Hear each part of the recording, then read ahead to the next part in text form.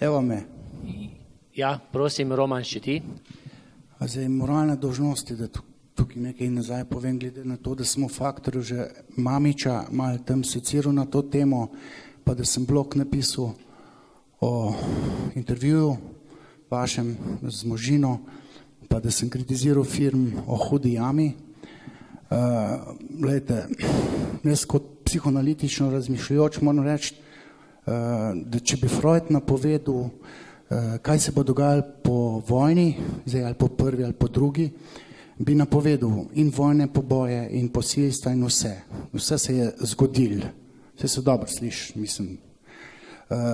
Tako da to je za pričakovati. Ne? Zdaj, kaj bi vi naredili, če bi se vse te žrtve zažgalo, ne? Tako se zdaj. Krematorij imamo in ni več kosti. Ne? Kosti so anorganska snov. Žalujemo živeči, ne mrtvi. Kosti nič ne tirejo pokopa. Ne? To je neživa stvar. Ne? Moj oče tam gor v Gabarskem eno leto leži, ne? Pa mama prav tamle ima glavo. Mama, tle je pepel, nima tam glave. Narobe razmišljaš. Ne? Vi ne vem, kak harakiri bi na sebi naredili, če ne bilo kosti, pa da bi bil pepel. Vi drek mešate. Vi bi mogli to terapijo pri Ruglu, ki ste jo začeli, dokončati.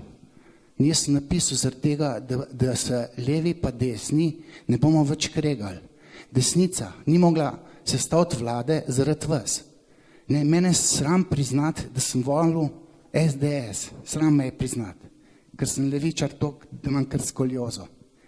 Lejte, vi morate predelati svojega fotra pa svojega strica Tončka. Ko boste vi to predelali, boste nehali iskati kosti. Vi se terapirate. Zdaj se pa oproščam, ker moram iti na košarko. Ampak sem prišel sem, ne? Pa tudi roko sem vam dal. Zdaj, jaz bil tudi tam lago, pa se midva soočila. Tole je malo enoumno, ne? Ker zdaj vi perete možgane.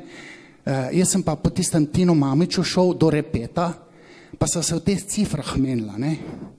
Z repetom. Vi bi se mogli z repetom, ampak on je obupal nad vami, ker vi ste pacijent.